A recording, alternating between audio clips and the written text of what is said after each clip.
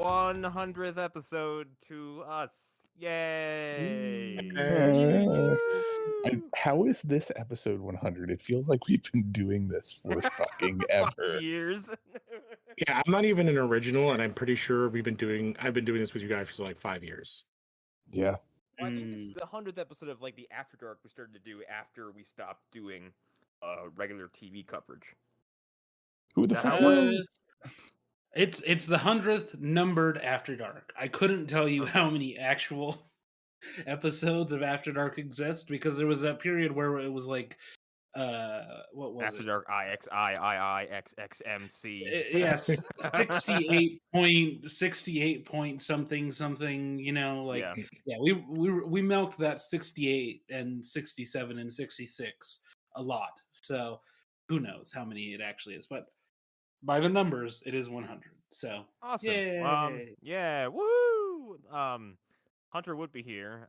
It's just me, Eric, Arlen, and Lou. Hunter would be here, but Hunter went to an amusement park today and had a root beer float and beer.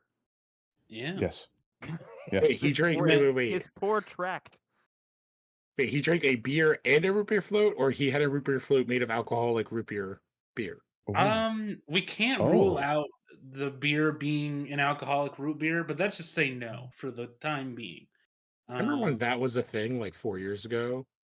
Yeah. I mean, they still exist, but they're not like a meme now. Yeah. They're not great. Well, no, that's they're because not great. I've never had one. They're the fine. seltzers. Yeah. The seltzers or whatever, but the Not Your Father's root beer was the big one, and it's fine. Mm-hmm. Yep. Yeah, I if had you a be a child and not drink soda. alcohol like an adult. Exactly. Well, there were other ones that came out that were better. If I didn't have it, I'm the biggest child who won't drink. Like I drink like Smirnoff and fucking hard apple cider and stuff like that. Like if I didn't have it, then I mean, not to get too real, Connor. I don't think you had the funds at the time. All I can think of in my head right now is Connor with a Zima. Drunkly I've never had a Zima. I have no idea what a Zima tastes like. I honestly don't know if they exist anymore. Or when they came back briefly and then they stopped again, but they might have come back again because the only reason I know what Zima is because of the Oronauts and their Dance of the Force video, where it's just like it's Captain Panaka's like, let's get Zimas for everybody. Everyone gets a Zima. I have had one before, and it's basically just Smirnoff Ice. That's all it was. It was just that before that. Yeah, it was like the reason why I got so big was because it existed before like carbonated alcoholic wine coolers, essentially. Yeah, like wine coolers were like gross, and that was like pre Mike's Hard Lemonade stuff. Which that's like gone now too. Yeah, Bruce Willis was a spokesman for them. I don't them. drink period anymore, basically. But if I do drink, I just grab a cider or something like that. But did Bruce Willis actually want to be a spokesman for them, or was that something he was tracked to? Well, no, he wanted to do the music for the commercial. Yes. And then they were... So he was still sentient at that point. Yes. Yeah. Jesus Christ. You know what's funny about that is that Red Letter Media did a whole deep dive on like the last 20 or so movies he's done, like with that specific production company, and like how that all works, and like he just shows up, says a couple lines, and just disappears, or like sits in a chair. It's the Steven Seagal level of acting. He's just making bank. Like I guarantee he's just making money. Somebody's making bank off of him. Well, but I mean, I think he is too. I think he gets paid like $1 million per picture, and like was cranking out like 10 of those a year. Or something I'm saying like, wasn't the whole thing that like he didn't even know, he hasn't known really what he's been doing for the last couple of years? No, I don't think that's the case. I thought that was part of it. That was the rumor that he did, that he was like being pushed from place to place, like Stan Lee. I thought it was like a Stan. Years. It was like a Stan Lee situation. They weren't taking Bruce Willis's blood without him noticing. No, my understanding is that he knew what was going on, and he was doing it for his current wife and children because he still is able to produce children. Hey, Clint Eastwood can. That's true. What? That is. Clint Eastwood has I think he has like an 8-year-old. Yeah. Oh my God. And I only know that because his wife is younger than me. Yeah, his wife was on like Real Housewives or something. Oh no, they had their own. Show. Old as fuck. Yeah. Right. Then there's a child younger than Gran Torino. I'm so bothered. I know this. Get paid for it. Right. I'm so bothered So that I now know this. his current wife. Oh, I have to. Here's so many wives. I have many I like wives. them young. It literally. I'm looking at his Wikipedia. Children, at least 8. That's what Yeah. it says. Least. It says God. at I mean, least. by modern You know, think standards, about that pain, is Samuel. crazy. I have 4 wives. Good luck. Is he just trying to Wilt Chamberlain it and in his golden years? Maybe, possibly. I have to produce Yes. an heir. There's a little bit of Clinton, everybody. Scott's a fucking disappointment. Even though he's the only one that looks like me, he has one He, good attribute. Wasn't he Jimmy Olsen in BBS? No, that's maybe. another very handsome white guy. Okay. Yeah. Oh, the one that got shot in the face? Yeah, Yeah. the Jimmy Olsen who gets just assassinated because that's Zack Snyder going like, I don't know what to do with this character. Right. Shit, I forget what I was gonna say. No, I was gonna. I think the younger Eastwood was in one of those movies. Probably one of the original Suicide. Yes, I think he was in the original He is in Suicide Squad. Suicide Squad. That's right. Yeah. Mhm. Yeah, I don't know. I'm still a conscientious objector to that movie. So Right, fair enough. yeah. I will tell you, Yeah. I got into I a understand fun, this completely. I got into a fun argument with a student saying that was the better Suicide Squad, and I said no and leave my class. The kids you Um, teach have some shitty takes on life. Well, and- yeah, they're teenagers. Like, I and it is. mean, you told All us their about how opinions you were going to suck. have to eject one from class because he said something about Morbin time. He was joking, and I was bravo. joking with him. But like, we were like doing a review, and he's like, "It's Morbin time," and I whipped my head around, and I literally was just like, "No, not in my class, never That again." child is my hero. Bless He him. just started cracking up, and everyone's like, "What are they talking about?" You know, I feel like best now did it's an A. representing to bring up the fact that movie came out again, and it Yeah. bombed twice. $85,000 at 1,000 Perfect. screens, which means $85 a screen. Mhm. Which means Yeah. 8 people saw it. Yeah, A give or theater, or something like that. Yeah. You're being charitable. I mean, How much is a movie ticket at this point? Like $12? well, Pretty- they've gone up actually. They've gone up significantly. Everything. Yeah. Everything has. No, I mean, I get my movie tickets through work. I'm sorry, what was that? The small voice of Leo was coming through? Yes, I said they're about $15 over here in California. Oh, Yeah. well, on the liberal coastal states, of course it's going to be expensive because our goddamn president I haven't been is to a theater since Spiral, but it was like $12 last time I went. God. Yeah, I pay that's high $9 for price. tickets because I get them through work. Jesus Christ! What was the last movie I saw in a theater? Dr. Strange 2, baby. I found that thing on the internet. Yeah, I pirated that. Bloodsport? Oh God. What was it called? Bloodshot? Or the Vin Diesel blood movie? I saw that online. Yeah, because that was a COVID movie. Oh, well, that was the last. It was a That was the Marvel last movie. before. Yeah. Was it Oh, It had to be a Shang-Chi, Marvel. or was it No Way Home? Was it No Way Home? Spiral No, I was saw like No the Way last Home. one I And saw I saw either. No Way Home on the computer. Oh. Sonic, the Okay. first one? So it has to be pre-virus, right? So let's Yeah. say, what came out? Who Oh, knows? Far From Home. No, Is Far that the From Home was last like 10 movie years you ago. saw in a theater? I know. I'm going to tell you, it literally might have been Rise of Skywalker. It might have been the last thing I saw in the theater. Oh, in a theater. Period. Wow. That's sad. That's really That was sad. that I was the think last thing I Avengers saw Endgame at was the the last first one I wave. saw before Spiral. Did Endgame come out after Skywalker? I mean, No. I'm a No, bad it came out person to ask before. about this, Theater? but my last day at a theater before everything was the girl Portrait Girl of with a the Girl Dragon on Tattoo? Fire. How old are you? No, Portrait of a Girl on Fire. The Ben Affleck one where he's like drinking and he's a basketball team coach. Well, you go and, to movies all the time. Yeah. I'm a bad example. That's what I said. I'm And then temple guy because that's all I can have time for. Yeah. Speaking Go of see The movies, Northman. So I was Morbius ate shit, but I mean, there's Yeah, it nothing did. else really to say about that.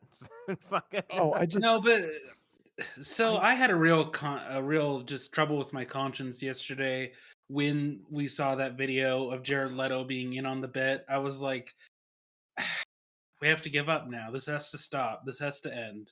Thing This is can't he be in on the allowed. bit, or is he just placating it? You know I what, think Lou? Is he in on the bit like Tommy Wiseau is in on the bit?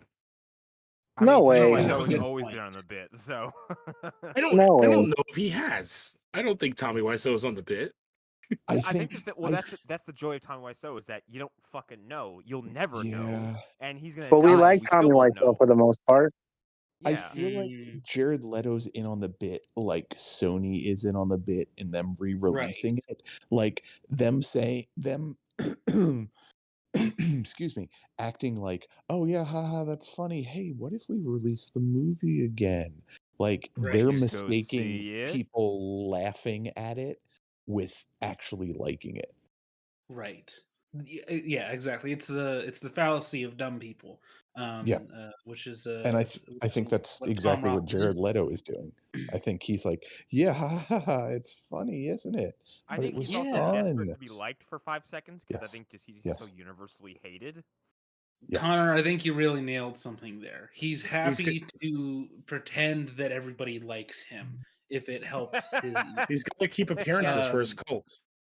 Yeah, well, I mean, Well, and that's on that note, it's like cult leaders who will take things and spin them as being in their favor.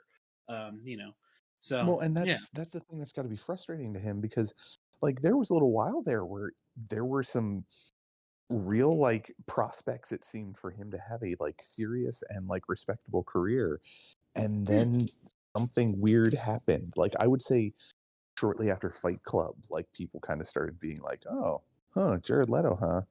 And then he just kind of fell down into a pit of his own ego. Well, Honestly, in between all that is Dallas Buyers Club, though, where he won the Oscar.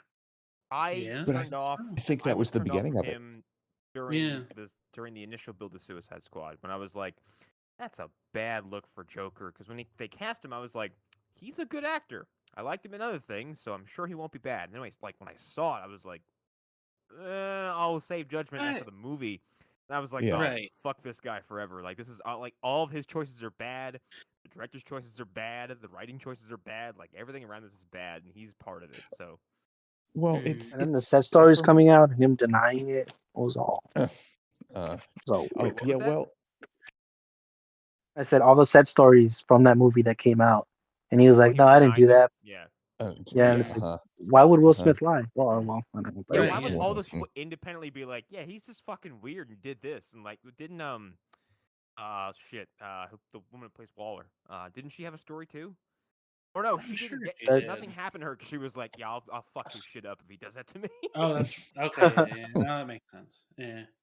Yeah, I don't know. It's also sorry, Arlen. All the stories I hear about him being a method actor, but like he's like the stereotypical method actor is what I imagine like on set, not one who actually. Thing for Morbius.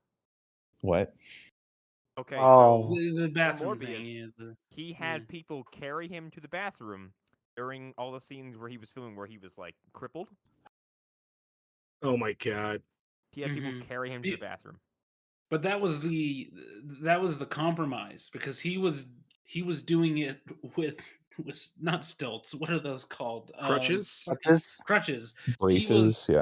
He was crutching it all the way to the bathrooms from set, and they were like, "This is taking too long. This needs to." I just looked up. He literally followed up his Oscar-winning performance with Suicide Squad. It is Dallas Buyers Club, then Suicide Squad. He pulled a Halle Berry shot back. Yeah, he gets like this. No, there's a 3-year back. difference between them. Yeah. Well, because he signed on to a lot of stuff, I'm sure. I think Blade Runner took a while to shoot. Yeah, Blade Runner is the year after Suicide. I haven't seen Blade Runner yet, but I hear he's good in that. Yeah, you should get on that, Connor. You should get on that. Hey, look what I've been doing lately. I've been working on it, so. You know what? I That's still need to true. watch I'll the give you first credit Blade for Runner. that. But today I And punched out. You know, I do want to talk about this because I was kind of floored by it, and I don't want to talk about bad movies too much longer. But like, I just finished up about half an hour ago. I finished up Man on Fire for the first time. Ho ho ho! Oh, Holy how shit! did it take you this long? I don't know. It's just one of those that get away from me. There's a bunch of Tony Scott movies that I haven't seen. I saw a bunch of the later ones in theaters though. Like I saw Pelham 1, 2, 3 in theaters and a couple others. I was also working at theater at the time, but I was I playing never Max realized until Payne recently 3. how many. Sorry, Oh, go how many ahead. Tony Scott movies there are? Yeah. I never realized how many Tony Scott and Denzel Washington collabs there were. Oh yeah. Well, I was It's a gonna great watch Until pairing. recently. Equalizer. I was gonna watch Equalizer, and then I was also playing Max Payne 3, and I was like, hold on, wait a minute, what am I doing? I was like, I'll just fucking watch Man on Fire because it's right there. Right. Put it on and like, holy fucking shit. Yeah. I Yeah. wasn't ready for a good portion of that movie. First of all, I was dead set in the idea. I'm like, wow, Dakota Fanning is just dead. Like they really committed to that idea. Because they hold out in that reveal to like the final 10 fucking minutes of the movie. Yeah. And I thought that it was gonna movie's be more like him solving, like I thought it was gonna be him like uncovering clues to figure out where she was. And I'm like, no, this is just Roddy Mitchell going like, kill every one of them. He's like, you got it. And that's Yeah. his A first and little like less pulpy than you expect it to be. It's a he bit more kills like his way through so many people, and I'm like, uh I'm huh. watching. I'm like, this is really like Max Payne 3 took a lot from this fucking movie, like a he lot. did like 3 movies in a row like that because he did that. Was it Book of Eli where he's fighting everybody, and then what's the one you just Equalizer. said, Equalizer. That's like 3 in a row, pretty much. Yeah, they're all There's- and they're all There's 2 Equalizers. yeah, I want to it's see them him doing both. 'Cause I've seen a couple clips from the Equalizer. I'm like, this looks really fucking good. The first one is Equalizer good. yeah, it's very good. I really like that movie. Second one's all right. You get Denzel and Pedro Pascal playing against each other, which Ooh. I'd say it's worth it for that combination. It's fun. It's fun, but not as good as the first one. But it's Did still fun. Fuqua direct the second one as well? Yeah. He Yes, he did. did. Okay. Yeah. Yeah, I saw the first one. I really liked it. Like my wife even enjoyed it, but I just never got around to the second one because I always felt it was going to just be, oh, this is just the same thing, just Yeah, but I slightly was different plot. surprised at how much, because like Max Payne 3 is probably my favorite video game ever, and I was surprised at how much they actually did lift from the Man on Fire movie itself, like the aesthetics, the floating subtitles, the kidnapping, the corrupt cops, the setting. Some of it is attire, like some of it is just like the Hawaiian shirts and shit, and then like the rest of it is like they pull from Collateral and a few other things too. So I haven't seen Collateral either, so I want to sit down and watch that. That's one of the things I love about those developers is like their adherence, but their ability to make something different, or that group of people. Or no, that one's because that one's still Rockstar, but it's also the people from Remedy. It was Rockstar. Remedy owns Okay, so Remedy created Max Payne.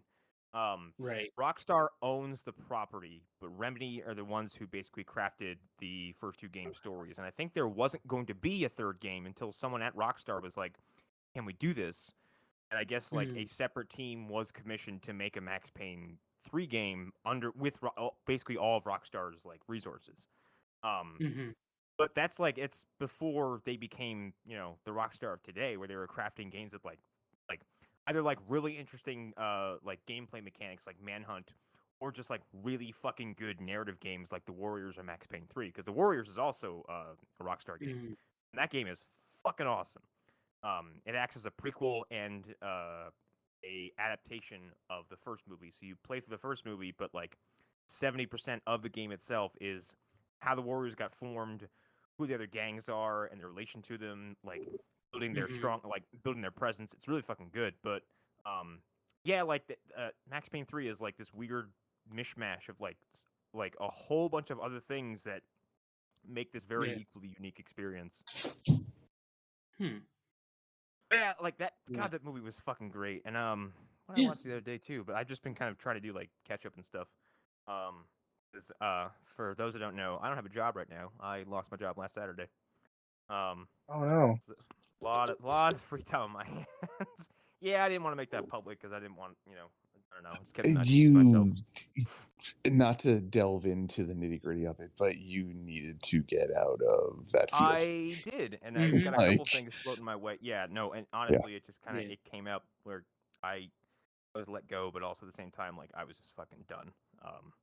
And I was getting into these heated arguments with one of the doctors there, who I think is no filter, an abusive piece of shit, and I'm glad I'm away from him. Who was at one point, I'm pretty sure, trying to physically intimidate me, and I just wasn't having it. And so, like the next day, I didn't go in, and I was done. I was not taking anymore. And I'm looking to maybe the veterinary field for a while, or do something where I'm not in that environment. I actually have I'm gonna talk to an office manager tomorrow about an overnight position. So it'd just be me and the fucking animals all night, and that's it. And that's kind of what I'm looking for. Good for you, Connor. Yeah, I'm gonna do that shit anymore. And everyone else around we love me is you, like, buddy. we think, I love you guys too. But everyone else around me is like, we think you needed some time to air out and like decompress. I was like, I couldn't agree more. I mean, we don't want to dwell on this for too long, but I think everybody kind of feels that actually a little bit. Like some of the things that we've heard, that we've read you saying in the chat and other places, it's just like, some decompression is a good idea. But movies are a good way to do that, in my experience. A fucking break too, because like within a calendar year, like the Best Friend thing happened, and then all the movie dumpster stuff happened, and then Eobard died, and then this, and I was like, okay, time to step back and just get all the muck out, because I feel fucking flattened. That job is brutal. Like what you would say, like, oh, so many parvo cases, like that has to five parvo puppies, you. and there was what was that? I was telling you guys a couple months ago. There was an incident where we had a mama pit bull come in who died in the car, and then we lost not all 9 of her puppies. So in the first 2 hours of a shift, 10 animals died. Oh.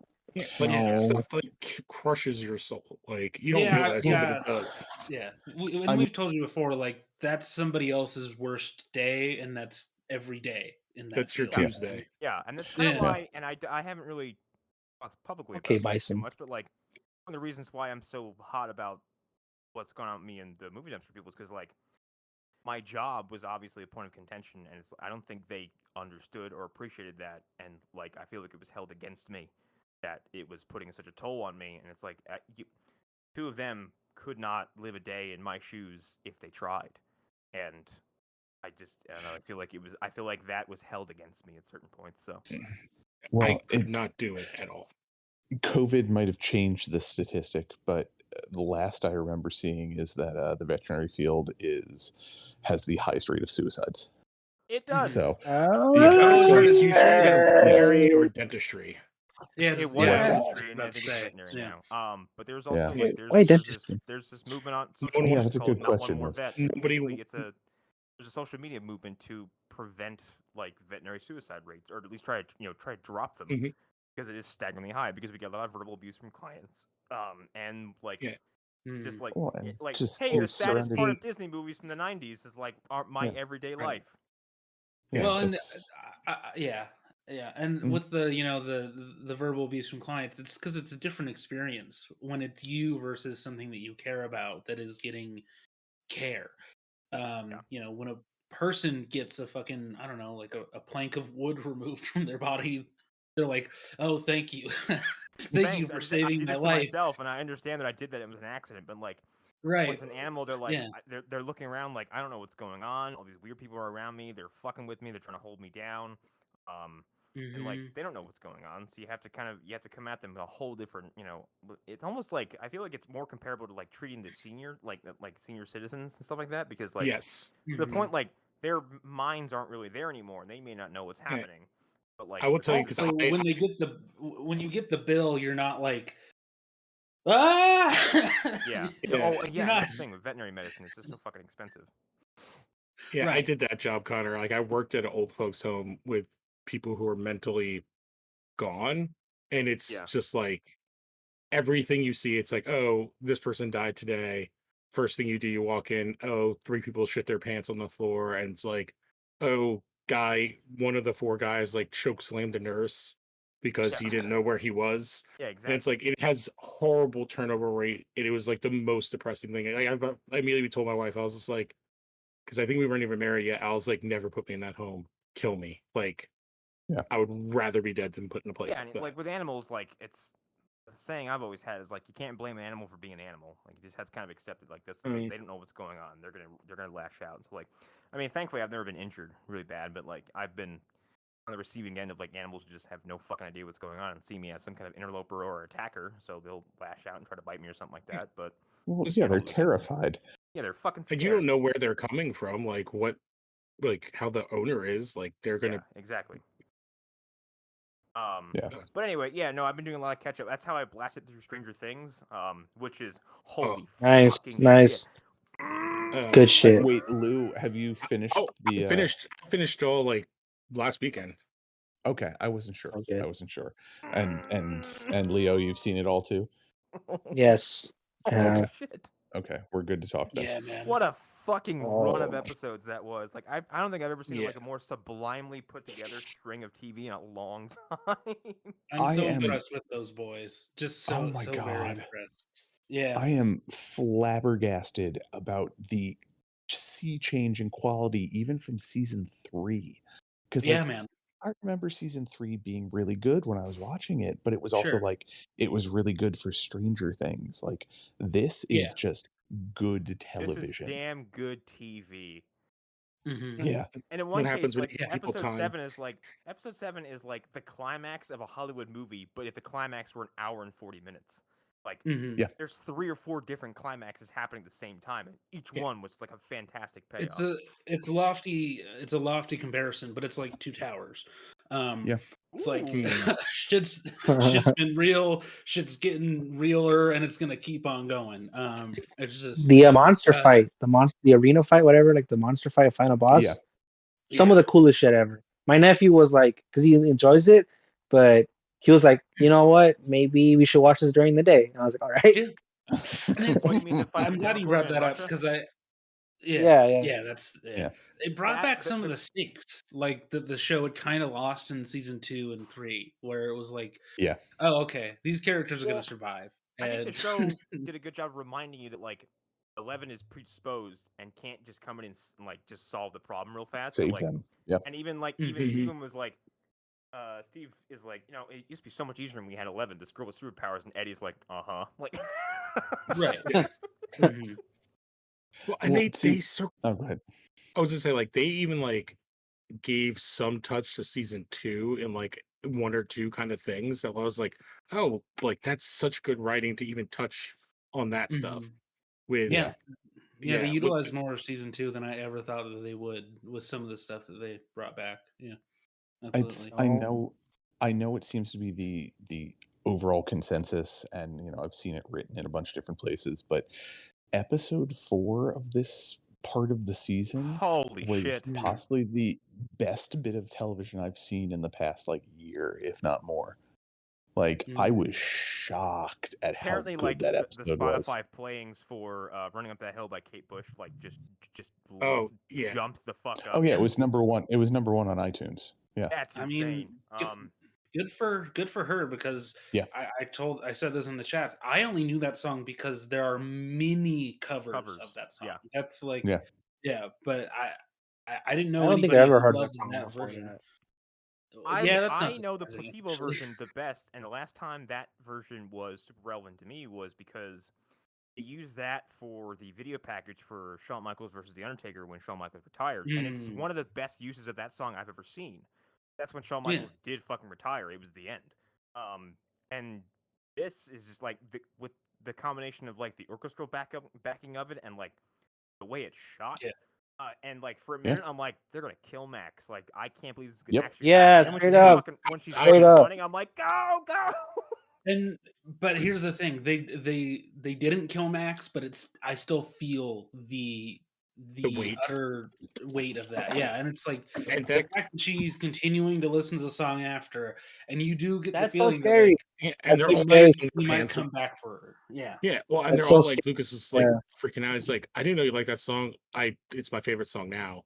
Like, I think that's like like the attitudes from her and everyone else, like their relationship before that and after that is so dramatically affected. Like the one thing I do like, and it's just it's an amusing thing to me, is like she's very detached and distant and just kind of out of it going into that. And then after that, every time you see Max, she has this just slight grin on her face, just her headphones on. She's like, meh, meh, meh. Just, Yeah, and they blissfully do. just listen to music by herself. Yeah, and they've done it. They did a really good job of like portraying PTSD and like Yeah. the different Mhm. kind of aspects of it with all of the characters that like Yep. we see through that, Yeah. especially with her. Like, and like that is literally like music therapy is a thing, and that is Yep. basically Right. what she is Yeah. doing. Yeah. And what But then, like, Lucas's when reaction is great. Lucas coming Mhm. back, like, I see you now, like all that kind of stuff. But like, Yeah, and she's like, "Oh, I pushed you away." He's like, "No, no." yeah, See Didn't that they? okay, that is my one minor complaint.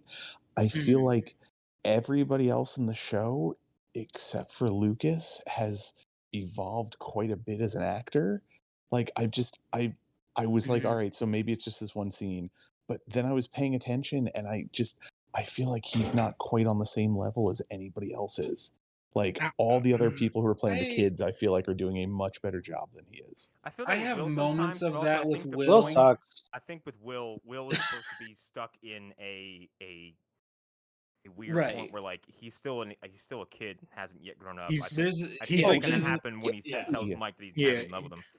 Right. There's a he- blending where you don't know how much of that is the character and how much of that is the actor, so it kind of works. Yeah. Yeah. Yeah. well, they're doing a I lot to make that kid look Yes. smaller and good. Like he looks gigantic. Yes, he does. I think Lucas is part of what they've written for him because I do think he has like his one good snap at all of them. It's like we said high school was going to be different. Like I don't want to be a loser anymore. I'm like that was pretty Mhm. good. Yeah, that's true. That's true. I forgot about I that think he speech. comes off a little bit more age appropriate than the other Nice to ones. I single think out the the other thing only with white Lucas this person, season is Eric. that he was Or anchored to yes, the The only white show's, like, person. the only Because non-white believe me, person, the only non-white actor. Well, of the believe kids, me, yeah, he I certainly was is I the was only. thinking that. I believe me, Mhm. I was thinking that as I was saying it. But it's like, but this is how I feel, man. Lucas Sorry. was also anchored to, I think, like the weakest but still good subplot going in, which is the crazy Christian kid. Mhm. Yeah, but it's like Mhm. the peer pressure Yeah. of trying to be like he's trying Yeah. to fit in with But that the longer crew, and that it makes went, the sense. better it Right. got. And like the moment, like when he took them out to like Eleven's old cabin and just left them, I'm like, good on you, Lucas. All right, now Mhm. get back to the fucking main party. Yeah, and Well, it was a good. go It ahead. was just a good strategic choice for him to be like their spy, basically. Yeah. Yeah, just like yeah. No, but Yeah. Lou, I think you hit the nail on the head for me there. It's that he's acting age appropriate while Yeah, everybody else Yes. is acting much older than because they like actually are. Mike, but like Mike is like a very strange character at this Mike's a point. fucking idiot. Yeah. Like, Yeah, like he's an idiot, but he's not like they're supposed to be freshmen. And I say this as somebody who sees those like Oh he's not no. like they're the one they all look fucking they're not Toby Maguire crazy looking high school kids, but like they're all acting way too adult, which kind of makes sense with what they've gone through. But Well, Yeah. Lucas so is the only one that's yeah, kind of there's a doing Yeah. degree some of right. Like there's a yeah. degree of the real life stuff making it complicated for them where they have all this work that they need to do and all this stuff that they wrote like 2 years ago. That they wrote for much younger looking Younger people. kids. Um and like the adjusting to that makes it weird, and it is hard to take Mike seriously with some of this stuff, like when he's talking about how this argument felt more adult than other arguments, like that would have worked even a year ago or so on. Mhm. But it just like felt weird coming out of him because he feels like somebody who has been through those moments, who's experienced those moments, and And there's I like think that's this why we don't get yeah a lot of Mike in this season so far. yeah Like, I agree. and when we're with him, it's mostly he's connected to Elle or connected to Will, who are doing way more work and better work. Yeah. Mhm. No, Yeah. that's what I was gonna say is that like I think the reason why he feels so weird is because of the disconnect from 11, Jane, whatever you want to call her. Like Mhm. that was kind of always his role, was to just be like, the burgeoning love interest. And now it's just like, all right, so they have that, but they live thousands of miles away. Okay, cool. Right. It's much harder to care about Elliot after ET has left. There's a reason that they never made an ET too. Yeah. Oh, they wanted to. He wrote one. Excuse me. He wrote one. It was a commercial. Okay. That's Yes. true. Well, and Doesn't also, count. I guess Doesn't there are like count. Universal Studios nerds who will tell me that Botanicus exists or whatever. It's like I don't What? care. I've never been to Florida, so do you not know about Botanicus, Connor? ET's What? cousin, who is mostly plants, and he's like a bigger version of ET. Yeah, I have Excuse to me? Google this right now. I thought that was a movie dumpster Googling thing. this right now. Is it? I have no Because idea. I used to listen. I was a big fan of the their movie fights before all that shit came out, and there was like this running joke of a guy he said he made up the character for ET2 Botanicus, his cousin. That again, I could be wrong, but he's like, I remember oh, being not from the cannabis, ride. Botanicus, weed. But hey, It's I a character you that know. can be found on the ET Adventure attraction at Universal Studios Florida. That's Yeah. ridiculous. Oh, I've been on that He's- ride. So, He's oh my ET's god, teacher on the I Green Planet. fucking Yeah, hate he's Mhm. just another ET alien. Well, no, but so apparently on their planet, some of them become more plant-like. I love this picture. As they It's get a older. picture of his animatronic, and it says the remains of Botanicus at Universal Studios Florida. Oh, Oh my god. Oh no, all the latex is falling off of me. He's a horrifying robot. Hang on, I gotta put this in the Discord chat. Hang on. yeah, I Oh, put in the no. old one. I need to see That's the nightmarish. because I've been Uh, on that ride when I was a kid. Yeah. I've never and been on because that like ride. you Oh. No, I never went on it. And I've been to Universal twice, and I I've just think been that like, is what they turned into the Simpsons ride. no, it's still there. Is it still there? Because you get on Yeah. the bikes. Yeah, Simpsons has its own little world, so they still have their ride. But no, I was always like, something that came out when I was a kid, and there's still a ride for it. Okay, cool. I better go get a hot dog at the Kathy stand. Right. Yeah. But I want to talk about real quick Eddie Munson and how he is the best fucking thing ever, and we need to protect him. Oh I my love god, him. he is so good. Yes. I love him. Yes. And when they first introduced his character, I was like, oh, he's like less shitty Damien Eccles, a little bit less of like an edgelord. Yeah. And then they've really like been hitting on that, and they haven't gone as far as they could with that plot line. They might just be setting it up for later. But they're doing really interesting things with him, and they're taking the fact that they're taking the fact that D&D had like these real life the Satanic Panic. Yep. Yeah, and they're bringing it into. I hope nobody kills him. Don't touch him. Don't that I touch him. enjoy. Leave. That kid Leave. needs more. That guy needs more work. Yeah. I like this season just made me like I thought whatever the redheaded girl's name is. I can't think of names. Robin. Sadie Sink. Robin. No, well, Robin's good. No, the kid. Max. Sadie Sink. Yeah. Max needs to something. do all of the things. Yeah. Also, Yeah, I mean- the continuation of the ingoodening of Steve Harrington is so fucking rad. Yes. Yes. And Oh, I also love like My dude nephew got almost cried when he huge. was getting. He did get. he is I felt gigantic. it. Yeah. Yeah. My nephew almost cried at the end when he's like being dragged and being choked and stabbed. He was Mhm. like, "Oh my god, don't kill Steve!" And I was like, "Well, there's a big cast, so we need to whittle it down." They address all this stuff. It's like, why am I with you again? We're always paired up. Why am I the babysitter? Always Well, a babysitter. that's- Goddamn that's- babysitter. Leo, that's He's good at it. I've noticed with this season is like there's been multiple points where the threat of like a main character dying has been very real and felt like it actually had weight behind it, which that's the thing I think I'm most shocked by with this season is like everything that they've tried to do has paid off in multiple ways throughout the entire season. I don't understand how this is so good. Like, Honestly, have they when always Eddie had was it in them? chased by the basketball players, I'm like, this is fucking terrifying. Like, I don't want these idiots to like get their hands on him. And then the Vecna thing happens, and then like, I didn't think they were gonna lead in this direction. When like, and they're talking to that one kid, like, and then what happened? Then Eddie killed him. It's like, what do you mean? It's like Eddie's a vessel. I'm like, all right, this is exactly where you should have gone with this. Like, this kid's fucking out of his mind. Like, I wonder if we're gonna get because Eddie's seen that happen twice, and both times he's like really fucked up. He kind of bounces back, but he's really fucked up about it. I wonder if there's ever gonna like if Vecna might get to him through that or something. I don't know. Well, there's some great scenes because we're in the boat and he's the last one. He's just like, fucking goddamn it, I can't stay in the boat. Like those are great scenes to like not have him be the hero. Like that is good writing to not have him be and to have the two girls jump in. Oh, and then like him even and then up telling saying Steve. like him saying like, dude, I thought Steve Harrington was a fucking douchebag, and like to see you like this, like to see you, to what's it called? Oh, I can't remember what he said, but yeah, he's like, yeah, he dives in first. Be a really cool guy. It's awesome. Well, he like, does that. He's like, you put the head off a bat. I didn't think you were that capable of anything like that. I was like, Ozzy. Right. He's like, you're very Ozzy. Yeah. And Steve's like, what? It's like Ozzy Osbourne. Yeah, but my nephew was like, what? My nephew was like, huh? Jumped in after you without a second thought. He's like, these two girls worship you. Yeah, he also does that. There's like a earlier scene when he's talking to the first girl, and it's like, oh, like I thought you were. She's like, oh, I thought you were gonna be scary. He's like, I thought you were gonna be scary.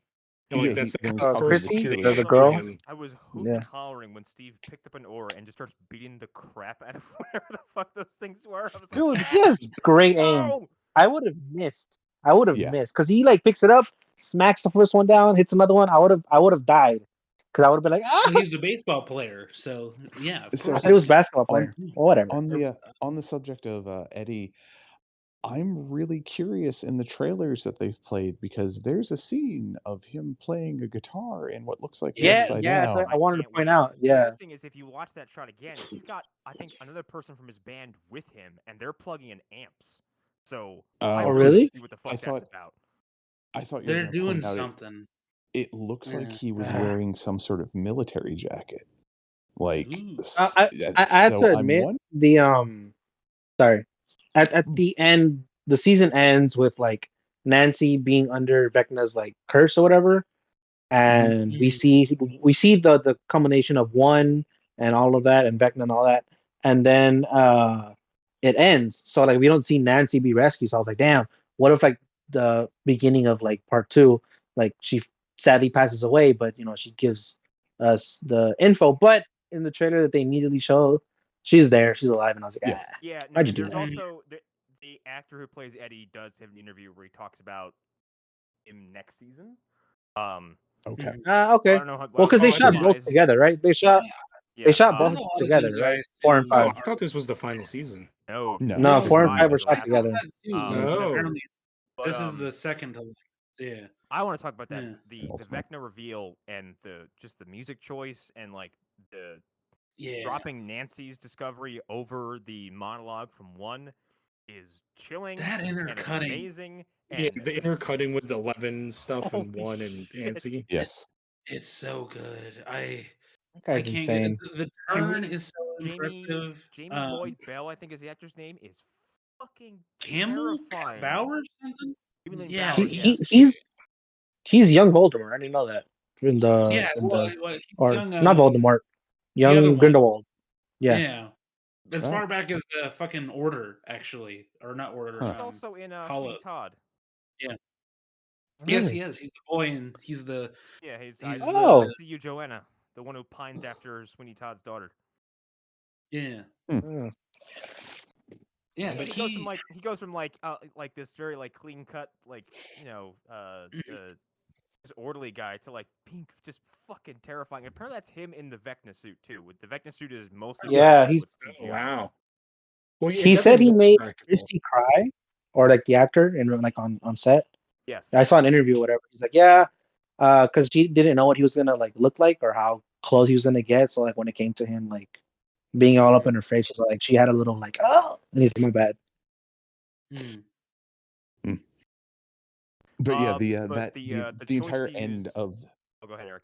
The entire end of that last episode, like they did a good job of keeping me guessing, and my wife as well, because like there were a couple times that we thought like, oh no, that person's gonna be Vecna. Oh wait, no, that's not possible because of the murders that took place in the 50s, and then it's like, oh, okay, so this kid's been bad the whole time and has just exhibited. I did think it was the boy, but I thought it was like an accident.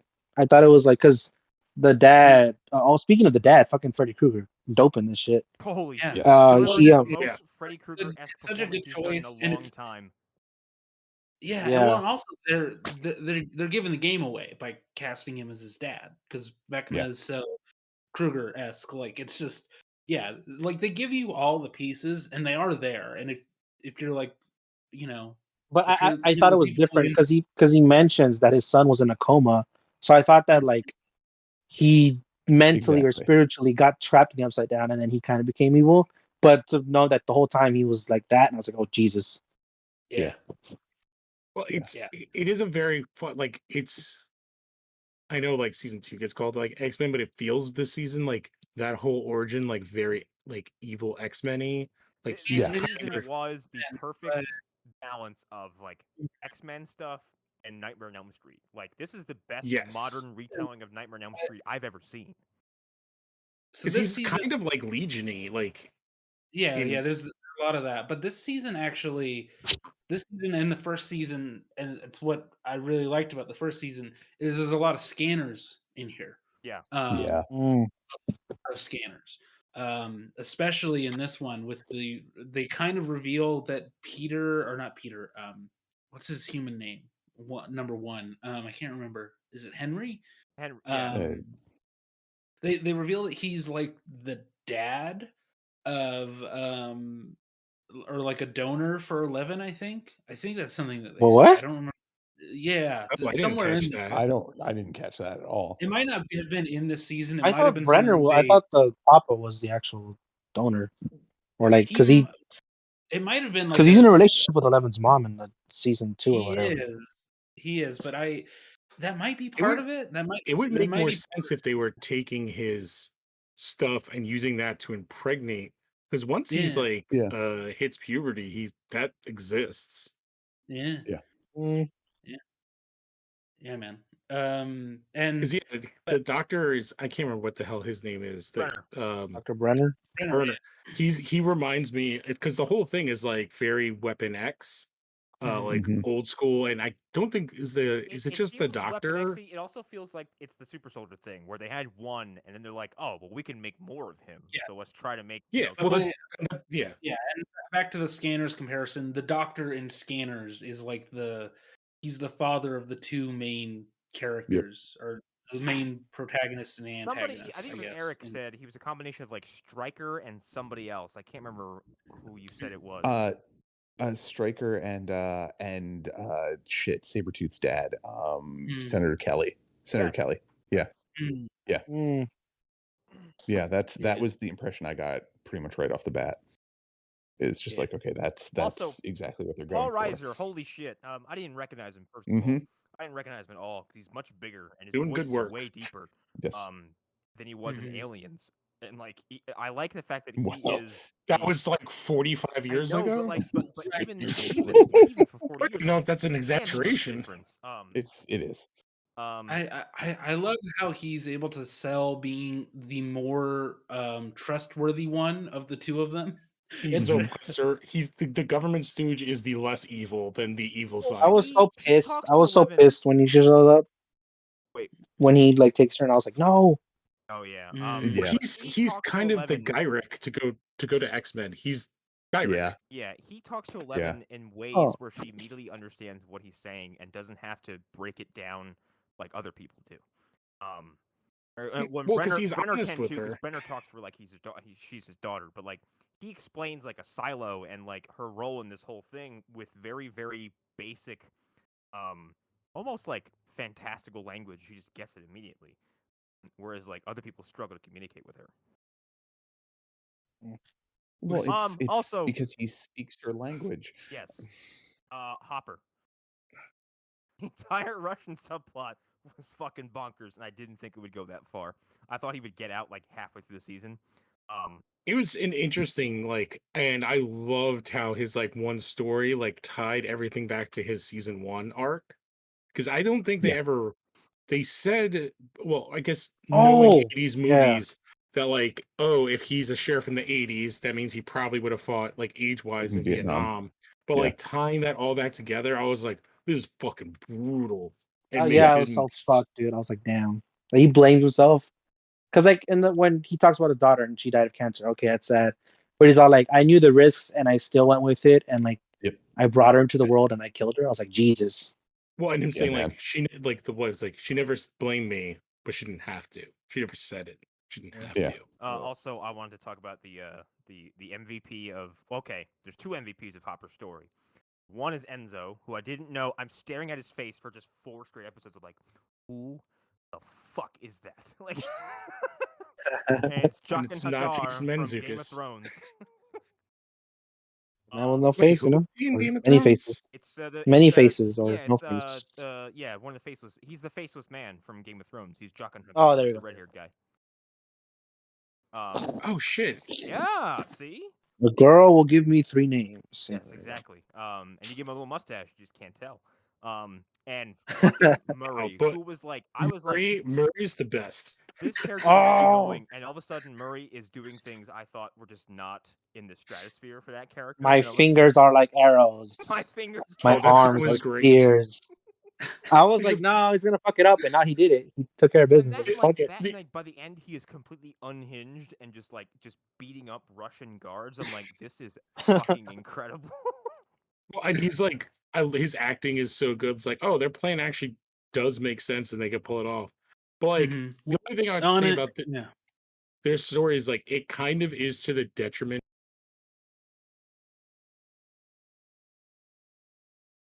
of what on a writer. Yeah, She has a there's good. a She lot has of a like. good. I think the Wild importance face. of her character, I think, sees who it was that got him out of the prison. Like all that guilt he put on himself, you can see just wash away,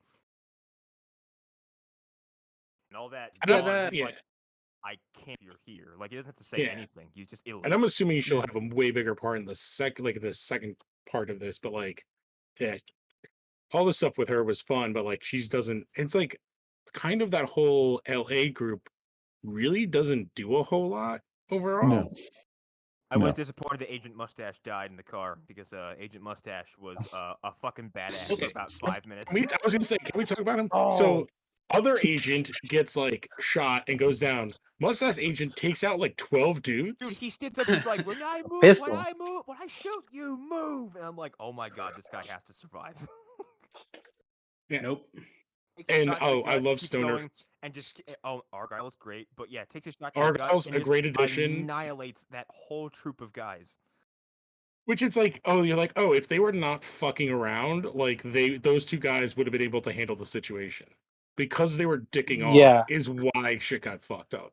Yeah. He's like, pizza time, and I was like, all right. And then me and my nephew were like, what the fuck? Okay, that it was a little jarring, but it was cool. Fucking nowhere. Like when that dude got shot, I was like, It was very like Commando, which was like kind of style of action sequence, like very 80s, crazy gunfire, like which they have never done in the any of the seasons, but like that was perfect for that one spot. But it was also kind of grounded for for one of those 80s action movies as well, which is something that I really appreciated. Like the way that the shooting worked, it all felt very real, and it was very John Wicky, where he was being very efficient with his shots. He was taking cover, like he was calling calling the directions for the kids to run. It makes sense. It's a house. So was there like 2 points of entry? Yeah, he had both covered. Like he was annihilating those guys. Yeah. Yeah. I do. Yeah. They. I'll say this: they redeemed part of that character.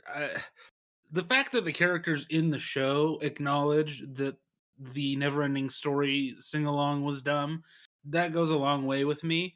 Thank Christ. But I still don't care for it. I still do not love it. I didn't think about it as soon as the door opens, there's that feral child with the fucking bow and arrow, and then there's 7 other layers of insanity in this fucking household, and you see the sister, she's like, oh yeah, 4th floor is where Susie is.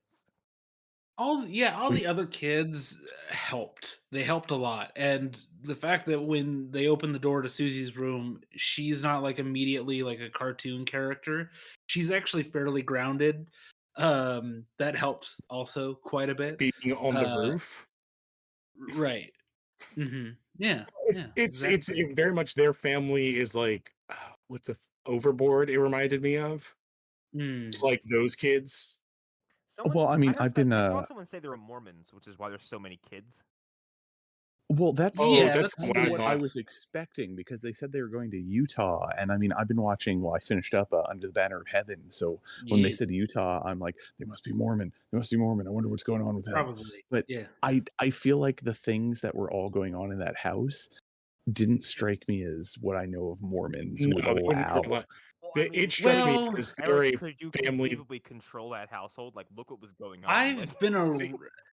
This sentence is gonna. People are gonna give me the what reaction when I say this. I've been around Mormon children. Too many of them, in my opinion. And they can be interesting individuals. I So think, yeah, to me, I read it as maybe I read it more cynically that like this is a house of like the parents like adopt or foster a shitload of kids to get tax could be. breaks. It And could then be. like they just let them run rampant and they hire some teenager to watch them all. Mm-hmm. Yeah, I feel like it was the very 80s thing of like this house full of wacky kids. Yeah, And that's right. yeah, The Right, it had Overboard that thing. feeling. It also, like it also reminded me of the other family in Raising Arizona, the like nice family that has like 15 or not like 7 kids or something like that. And they're all like weird, cartoon characters again. Like it kind of had that vibe. It Just like reminded me of like eh, Pippi Longstocking or yeah. the beginning of Goonies when like they're just in their houses. Hmm. That weird 80s, like not quite like that sitcom intro with like the family. Right. It The was thing that fun though. WandaVision was making fun of, but they're Yes. just presenting they're presenting it as real. But again, like it just made Susie more accessible and they didn't waste too much time in that house either. They No. were pretty quickly out We of didn't there. spend a But whole episode being emo. no. Uh, Which that was like uh, a callback to that. It's like, oh, remember when you were playing with 8? Only mentioned like I was like, oh, they're calling back to that one so scene and we're on using that it. note, because of the way that they've handled the other kids from Hawkins Lab, I think they're gonna bring those characters back. Um Well, they're all and dead except for 8. Are they? I don't I remember think this. that's what they basically implied with the season, right? Did they? Did they? Was there a moment where they were like, "Oh, we killed all the kids," or Well, are I they think out that's what there? what one did. Like he put 11 in the room, was like, "Don't leave." Yeah, but those We kids know got out 8. because they meet Well, 11 no, later because on. yeah. Well, no, I thought 8 was the only one with those kids that had powers. I thought they were just her No, hanger-ons. because Maybe there I'm were There's other a thinking kids whole that for got season for out. 2. one. No, The It was the other two everybody. kids were other so experiments that have similar powers who got away somehow. Oh, yes, Well, see, so I only was one looking of them for has the 8. powers. implication Only 8 has is that powers. one helped all those people get out. That one No, like assisted them all. I think is no, I that see. not? I think one killed everybody. he killed No, everybody. but Yeah. okay, there's absolutely an implication that 8 got out the same way 11 did by one helping her escape, but she just didn't take his Okay. implant out. That's Okay. that's like That is that's true. not me making something up. That's a thing that is absolutely said. Is 8 I got out think the same way. that is true. But I think Okay, that part's true, but he killed everybody but else. we are meant to believe there are other children who also got out because in No, season 2 we met them. we only That which one? happened. I swear Which one did we 8 meet? is the only one with powers in season 2. The other people she's with are just regular junkies, losers, whatever you want to call them.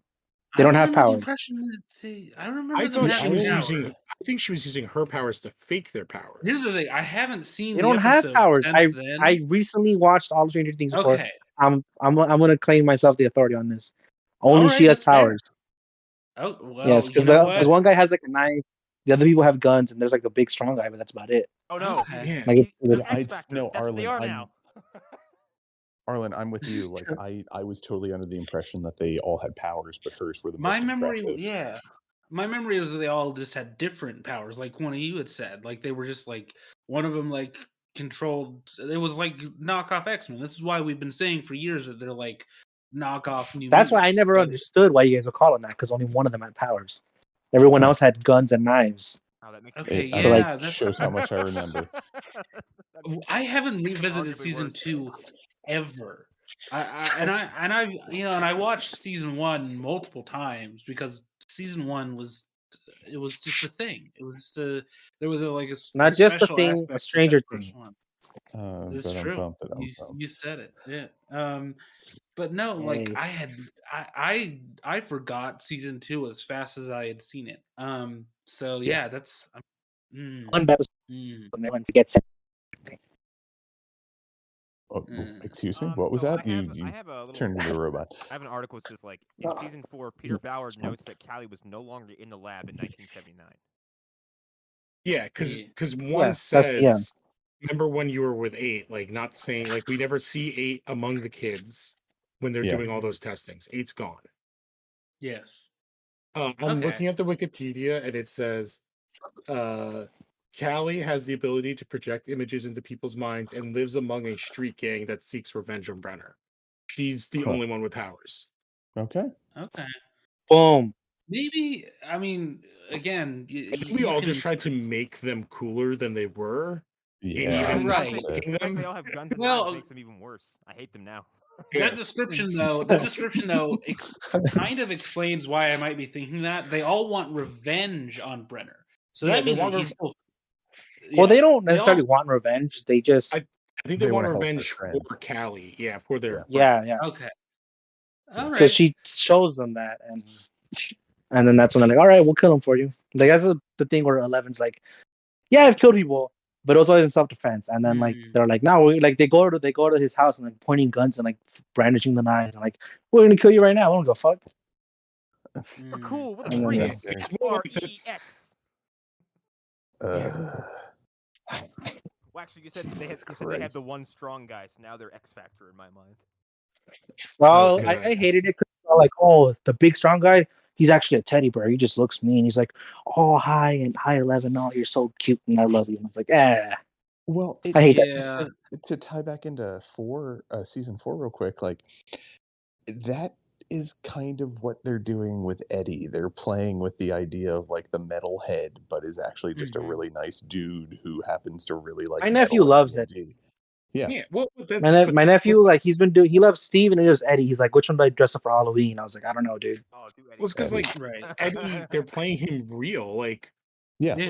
like probably half of us were the metalhead kid that was into comics and D&D. Like, Or just I the know weird an Eddie. Just I know the- an Eddie.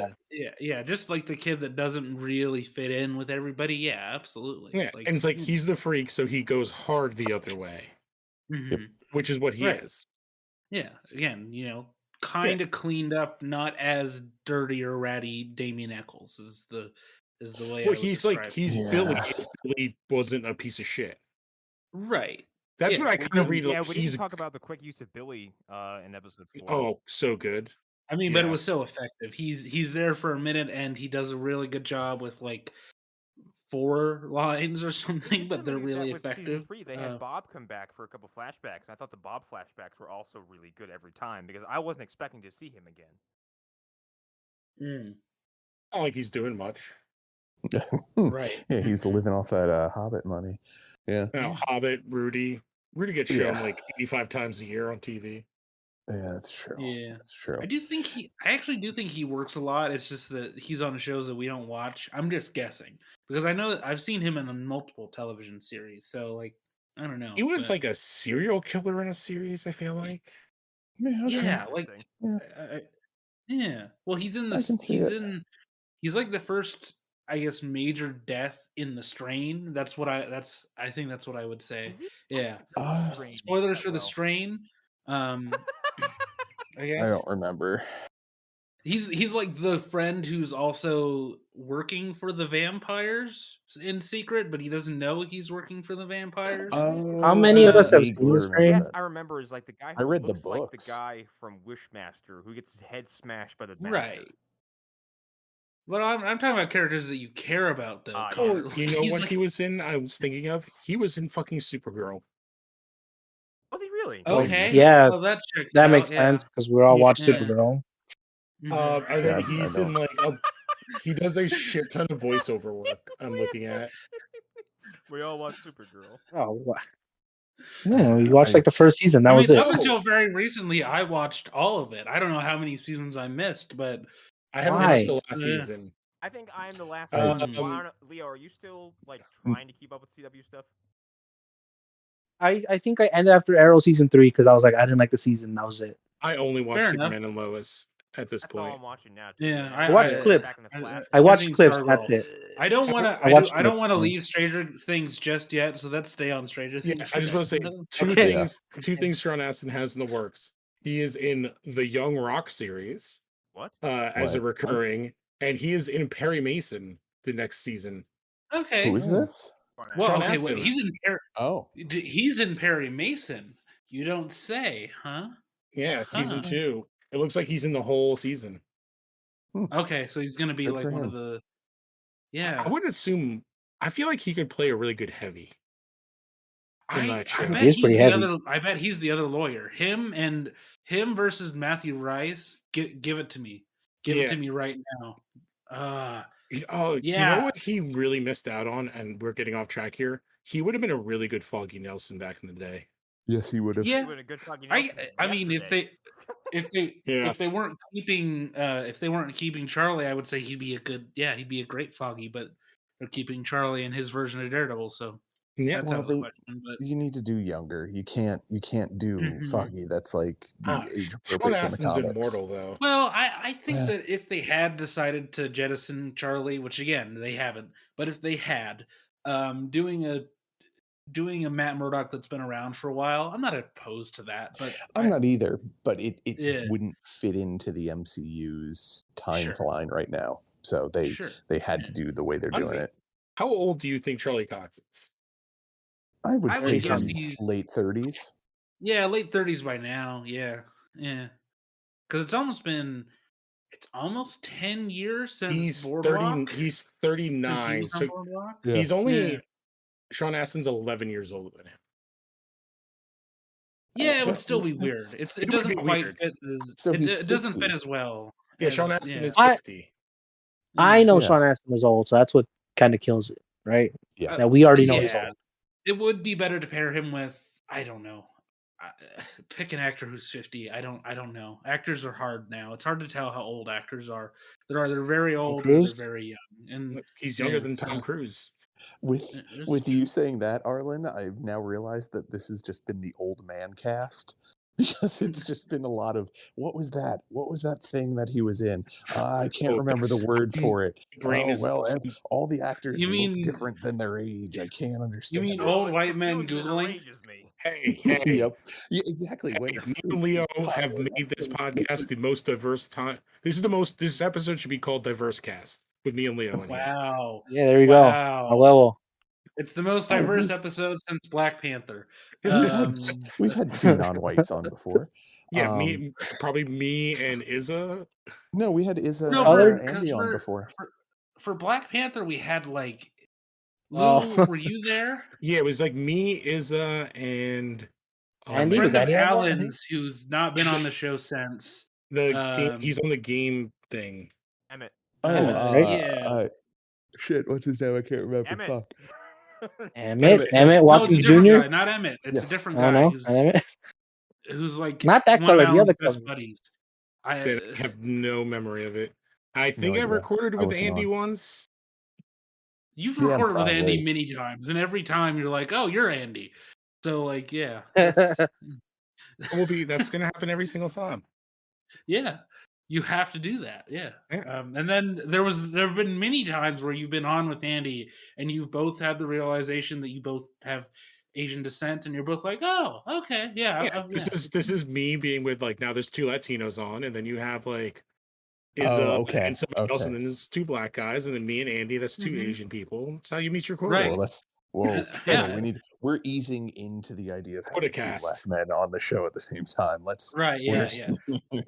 what we're gonna do is we're gonna invite all of our past guests of color on at once, and then me, Connor, and Eric are gonna throw ourselves off a cliff. What did you call us? And give the show to you. Yeah, that's how we're gonna give the show away. It's POC cast. Yes. It's PO. On the topic of Yes. pairing, on the topic of finding a Matt Murdock to go with that actor whose name I've forgotten already, Sean Astin, Sean Spidey Astin, Nelson. Shea Wiggum as Matt Murdock. I'd be into that. Ooh. Shea Who the fuck is Wiggum. that? No idea who that is. The only Wiggum I know is yellow and two-dimensional. Yes. Shea Wiggum's Yeah, one of I was those gonna say actors that. who's been in like a million things, and when you see his face, you're like, oh, that guy. Okay, he is in. I can name a few things off the top of my head. He's in Joker. He's one of the cops that chases him at the end. He is in Yes, he is. Death Note. He is Light's dad, and he is I watched that. He is in Kong Yeah. Skull Island. He is the crazy guy who has all the explosives on him all the time. Yeah, all right.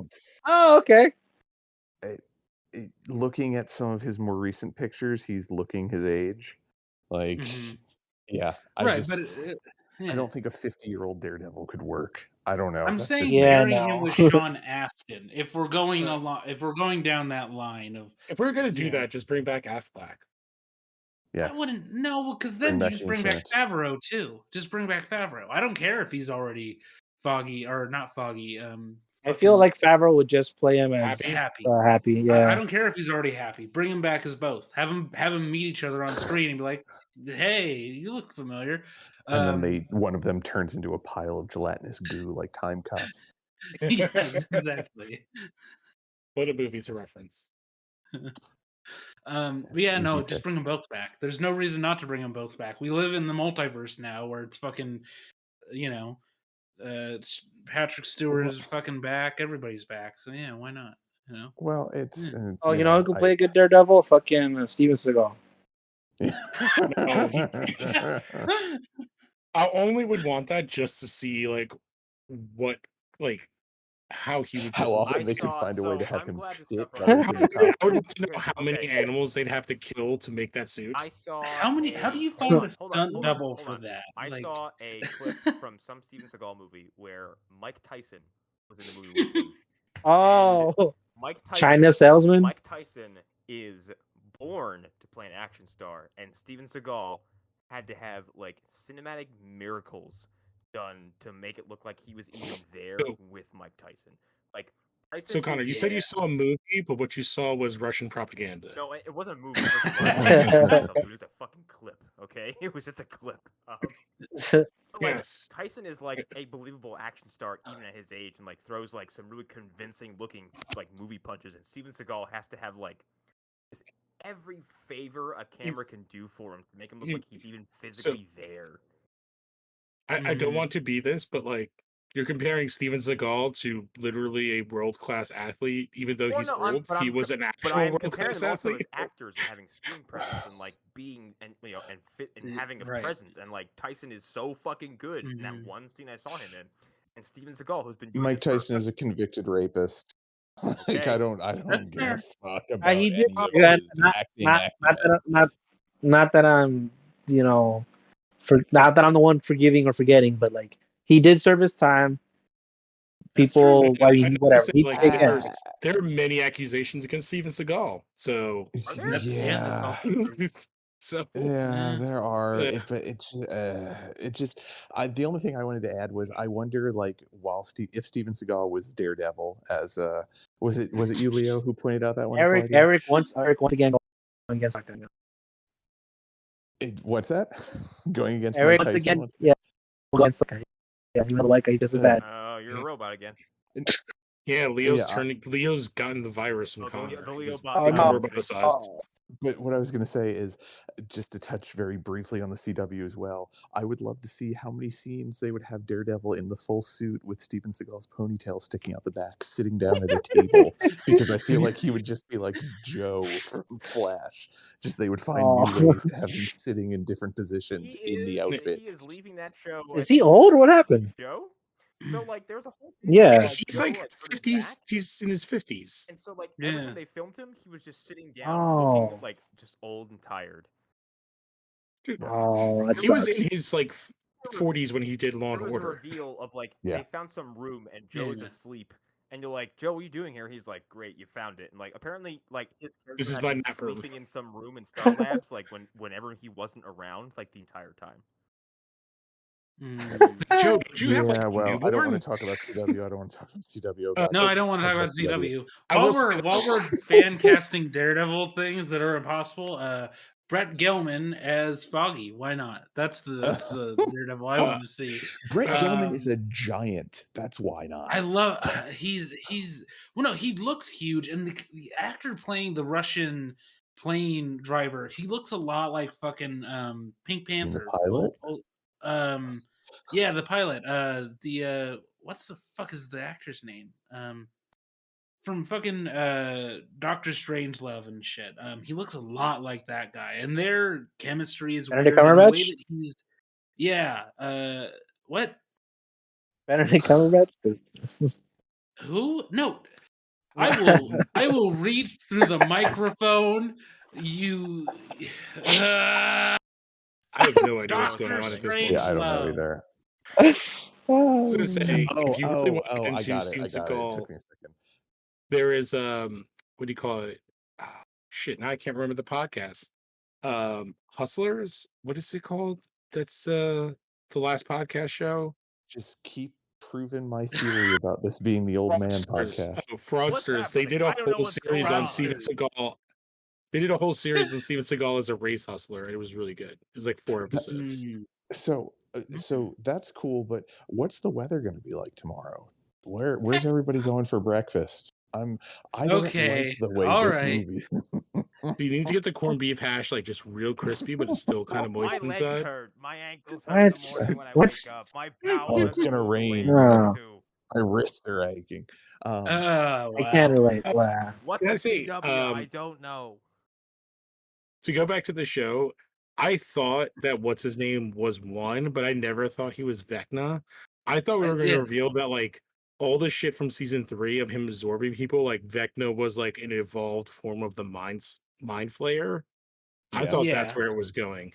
I mean, I've heard some crazy theories or already. It was Billy, like it was Billy in there. I mean, so I've heard. Does anybody care about theories that might be spoilers? Just theories. Yeah, depends. All right, so there's until a they're proven, they're just theories. Yeah. Well, I mean, it's like you say that, but but if before Infinity War, if I had brought up the time travel stuff that was being presented as theories, it was so I'm just covering my bases here.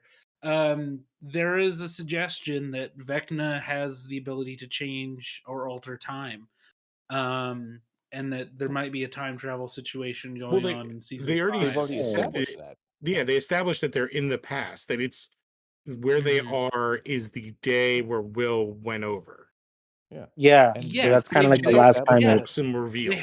They established Vecna that he had control over time. I think that they're absolutely hinting at that. But when they go into the house and Nancy's like, "Wait, this is the shit I wrote the day Will disappeared." That didn't read to me as time travel. That just read to me as like the time upside stuck down, or something. That sort of mirror world that, like, the other side of a sandcastle mold, basically. Well, I think it's more like that it's stuck at that point in time. Yes, because it's not really a world to go over there other than what I want to know is how the upside down gets from what we see at the end of episode 7, which is this kind of like craggy lightning bolt filled void into Hawkins, because like we see the mind flayers. Well, because I think just lightning, he's just energy. I think that void isn't the upside down. That's just what the upside down is made of. That's my theory, at least, is that it's like I said, it's like a sand mold or a Play-Doh mold. It's like, because we don't the upside down existed for 11 to push 1 into it. Yes, or whatever that void is. Like, it might not be the upside down. It might be some other place that the upside down is formed out there, because that's what he makes contact with. That's what changes him. Mm-hmm. Well, that was what I interpreted him falling through the lightning was what was happening when he was traveling to the upside down for the first time, because he was the first human that we arguably know about. Yeah. Because it's nothing. There's no city or anything. There's no other facility on that side. It was just pulling nothing. off of him, And same thing like with when Nancy realized, oh, this is 1983. Like Will would have arguably been the second person that we know of to ever go there. So it's going to feed off of like what he knows and create this. Yeah. So to go with what Eric's saying, like, does the whole Upside Down start when one gets sent over? Because I think it gets created when Will gets sent over. Is what we kind of learn. Well, I think what we're seeing in the show exists then, but like presumably, if a dinosaur fell through a crack, where that dinosaur lived would have been copied the Upside Down. Also, yeah. I also want to know how it gets like to where, because if what we saw was like the Upside Down before it becomes what we know it as, which is like the copy of Hawkins, like, is all of that gross tentacly shit, the Demo Bats, the Demo Dogs, the Demogorgon, are they all Vecna's offspring? Are they all coming from the Mind Flayer? Oh. Column A, column B, because part of the is he the Mind Flayer? So that's what I was getting at with the time travel theories. It goes further to, is the Mind Flayer just him in the future essentially, and at some point he gets sent backwards in time? No. And then he, I thought it would be the opposite. I thought I guess no. Based on what we see at the end, I was like wondering if like the Mind Flayer is like him kind of broken down, but we see him kind of become his final form in that flashback. Right. Already. And it could just be that the Mind Flayer was just like a projection. No, yeah, because well, at least the kid's theory is that the Mind Flayer is kind of like the biggest being in that universe, and that Vecna is like they call him like his 5-star general. Like the Demogorgon was like a grunt and all that, but that Vecna is like, all right, he's like, go get him like 1-on-1 or whatever. And yeah, I guess that's how I see it. I think the biggest argument for why they could be one and the same is like the visuals. The Mind Flayer looks like a giant spider. Vecna has a thing for spiders. It might just be a convenient thing of he sees the Mind Flayer for the same time and it reminds him of a spider, and maybe it shows that form to bring him in to make him feel comfortable with it. Well, if he's the originator of all of them, maybe the Mind Flayer somehow reached through and touched him, and that's what gave him his powers. Well, that's what could be. The implication of the ending, I thought, was that he's merging with the Mind Flayer, who doesn't have a body. The Mind Flayer doesn't have a physical body. That's why he had to make one to come into the actual physical world in season 3. That's why he had to take all those people and animals. The lightning bolts I thought he was merging with was the actual Mind Flayer, and I thought him basically coming in contact with this being was what transformed him in the first place. I mean, that could be, because the Mind Flayer has never been shown as like in the Upside Down as having any form outside just legs, but you don't see him actually there. You see him in the distance, and Will draws him. And then he comes. Yeah, it's like that big giant swirly ghost thing. Yeah. It's always like it's more of a, like I said, like a shadow or a projection of what he really is, but you can really like touch him if you wanted to. He's very Lovecraftian. He's intentionally very like outside of our understanding of, which is why I do think he is still a separate being. Like he is supposed to be something that is much bigger than anything that we could comprehend. Also, are those his tentacles touching Vecna every time he has to connect to him again? No, I always saw that as more as Vecna touching the world. Yeah, like through that. That's why he's able. That's why he's able to see them. Because if they step on a vine somewhere else, he notices. And to that extent, I think that Vecna is kind of the key to a lot of questions, like why are the Demogorgons and the Demodogs, why do they look humanoid? Or have or why does anything in the Upside Down have humanoid features or look like animals that we would have? Well, if they're all basically like Vecna clones or like weird distorted based copies off of his memories and all that. This is gonna sound really dumb, but it reminds me of the one Futurama movie, The Beast with a Million Backs or whatever. It's like the Mind Flayer didn't know our universe existed, but when 11 pushes him through, that's it discovering it, and it's like, I want to go there. Yeah. Yeah. Yeah, no, Well, that makes sense. it is a bit of a retcon. Also, like because they said Eleven had purged these memories from her mind, but in season one, it's kind of implied that when she's trying to like find people like across the world, she finds the Demodog first or whatever it is, the Demogorgon first, and she touches it, and that's what like makes it aware of her, and then slowly, little by little, she starts kind of inadvertently opening the world, like the door to the world or the I gate. see. I remember. I thought that they were trying to get her to make contact in that world. No. It starts off by accident, and then I think they force her. Yeah, she was. And then remote viewing because she was doing what Papa told her to do, which was she was killing people from miles and miles away, or at least like find the Russian spy from like wherever he was in the world. Mm-hmm. Yeah, but then she sees the Demogorgon, whatever, and then he starts kind of making her do it. I think, and then I forget how she runs away, but she does run away or whatever. And then that's where the story starts happening. Yeah. And it stays open because because she's going into like the astral plane basically, and she and she reaches into the upside down accidentally. Yeah. I should rewatch season 1. I think I will doing it like either today or tomorrow. I figured I'd probably start doing it tomorrow. Yeah, I mean, you guys got a month before season or part 2, whatever. Like, I can easily blast through it. Yeah. And season 3, and I will not be watching season 2. Watch season 2. Just watch it. All right, just watch it. It's still good. I might inadvertently have time to watch it because my wife has COVID currently, and my youngest boy, my 19-year-old, he also had COVID. So I mean, I had it back in March, so I think I still have. You have kids? Immunity. My wife has 2 boys from a prior marriage, but yeah. Oh, okay. Eric also can cut pieces of flesh off and grow them into other beings. So we are all Eric's kids. Those are my basement. Those are my basement children. Right. Jesus. There's just a 50-pound bag of dog chow down there for them. That's all they deserve. Sounds my style. Yeah, Eric's the inspiration of that one X-Files episode that they refused to air anymore. Right. Oh, is that? Yeah. Oh yeah, I was automatically thinking of the one where it's the weird Amish dude who like touches women and their like thumb fold and they fall in love with him. Yeah. Oh, I think it's that's one of the 2. The other one's like The Family, I think. Wait, is that Eric? Is that unrelated to the other Amish episode? Because I've seen season 1 of X-Files where they go to the Amish village and then they all disappear at the end. I think it's just that my memory is that the dude was dressed like an Amish guy, but I think he was just supposed to be kind of just a simple. He was he was Mennonite. Yeah, he was Mennonite. Yep. Yeah, he was driving a car, so that's on you.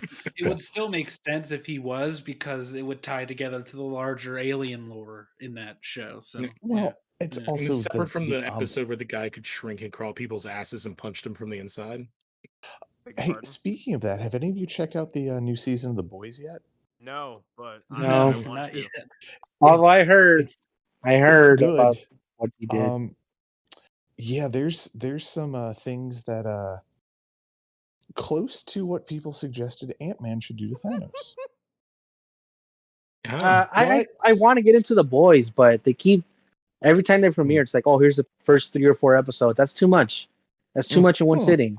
Do it like it's like there's 3 episodes, and then every week I'm like, I want to watch it, but then now there's 4 episodes. Now there's 5 episodes. Now there's a whole season.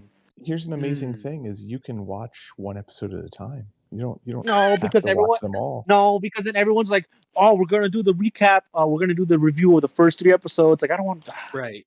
No, I have to become an old man and not be on the socials. The internet is if you have a presence on any fucking platform, someone's gonna spoil something. Like someone's gonna give it away. This is true. I got spoiled for Obi-Wan episode 3 in the morning on Thursday. I was just like, oh, okay, I guess character, I won't spoil it on this show, is in that episode. Yes, Obi-Wan is in that episode. Mandalorian. I knew what was at the end of Mandalorian season 2 because like I get on the computer and like every single headline for every website ever was like, here's how they did Luke Skywalker in Mandalorian season 2. I'm like, No, this wasn't a headline. This was a tweet. Somebody tweeted out a picture. That's even worse. Oh, see, that's why I don't use Twitter. That's why I don't use YouTube to see movie reviews. Like I have a few trusted sites, and I've never once been spoiled on them. I don't even follow people who tweet about Star Wars. I follow horror people mostly, and like you follow me. You know what gets me all the time is stupid fucking Facebook like ads and Google like suggesting when I open like a new tab on my phone.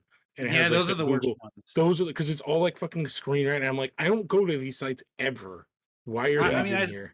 I think I said this in the last episode we did. I've trained the Google one now to just show me local news, which again, more than happy with.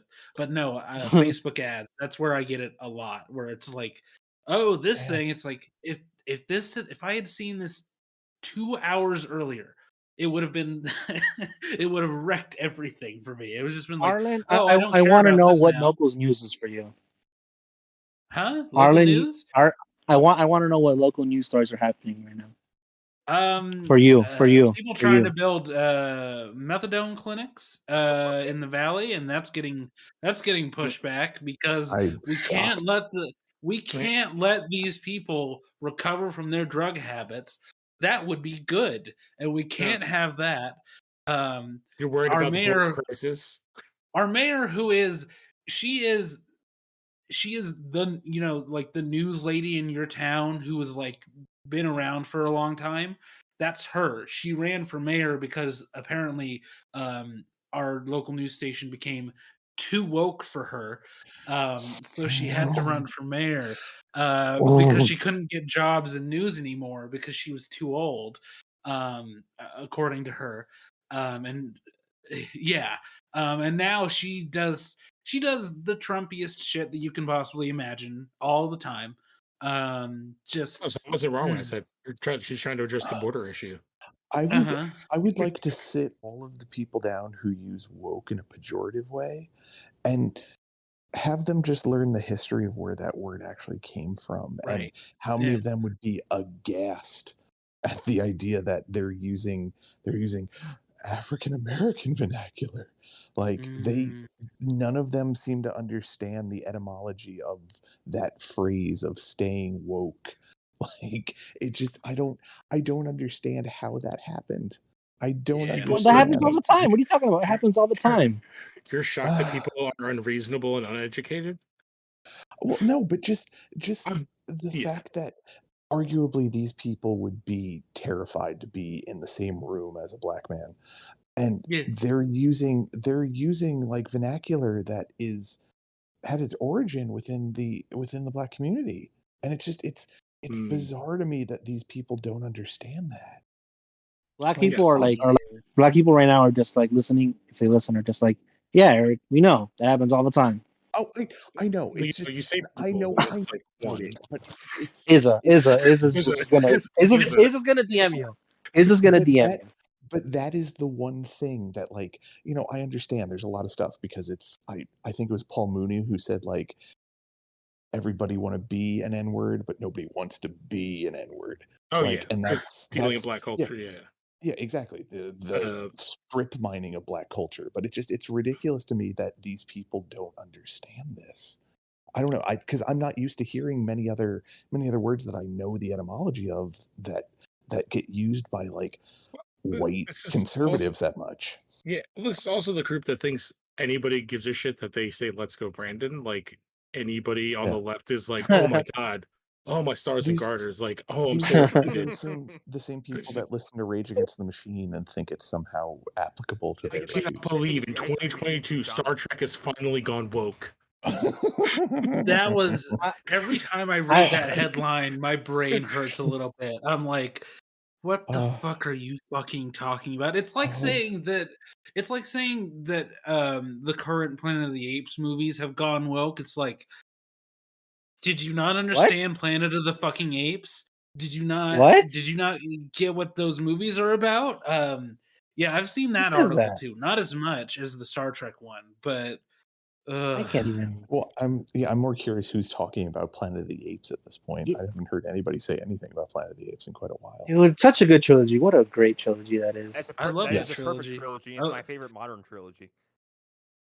Yeah, it's pretty goddamn great. When people were like, "Oh my god, Matt Reeves in the Batman," I'm like, "He'll do fine." Yeah. Yeah. It was pretty good. Yeah. It was pretty good. Yeah, Wasn't that's great shocked stuff. that that movie was good at all. I was like, yeah, this checks out. Yeah, of course. Yeah. Yeah. I don't even, did we ever talk about? No, we talked about the Batman on this show. Yeah, we did. We didn't. We were gonna do an episode, but that never really No, happened. I love the. It was the most Batman movie in my opinion. Yeah, it's the most Batman. Yeah, And like in the terms of most like 20 comics and stuff. Yeah, well, he actually is a I detective. He appreciate detects. Yeah. There's some He's cheating there's though. some posts I saw on Facebook where it was like half the humor from this movie comes from Gordon calling Batman man. Like Yes. I don't even know you, man.